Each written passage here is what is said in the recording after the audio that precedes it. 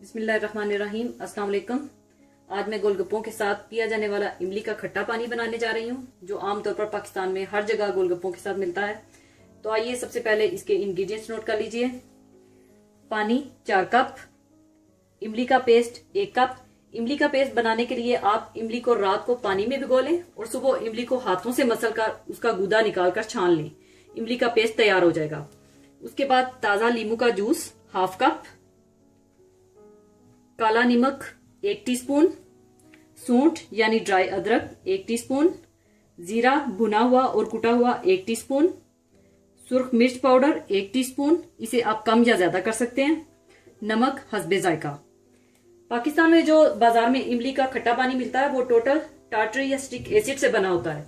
वो आपकी सेहत के लिए बिल्कुल अच्छा नहीं होता। इसके पीने के बाद अक्सर गला भी खराब हो सकता है। तो बेहतर यही है आप इसी तरीके से पानी बनाएं।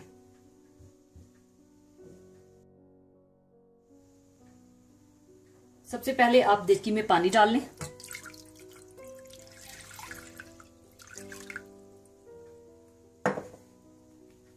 इसमें इमली का पेस्ट,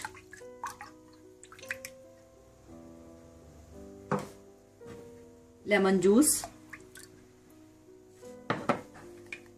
काला नमक, सौंठ, जीरा, सुर्ख मिर्च पाउडर और हस्बे जरूरत नमक डाल लें और इसको मिलाकर आप उबाल लें।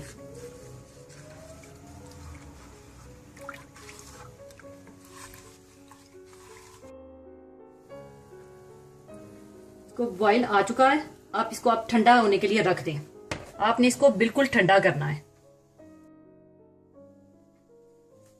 अब इसे मैंने ठंडा कर लिया है।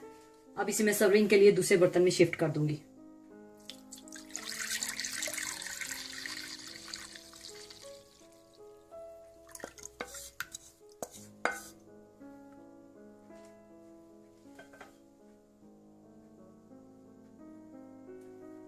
आपने इस इमली के पानी को बिल्कुल ठंडा कर लेना है। 2 से 3 घंटे के लिए फ्रिज में रख लीजिएगा। इसको आपने ठंडा करके गोलगप्पों या पानी पूरी के साथ सर्व करना है। जरूर ट्राई कीजिएगा। दुआओं में याद रखिएगा। अल्लाह हाफिज।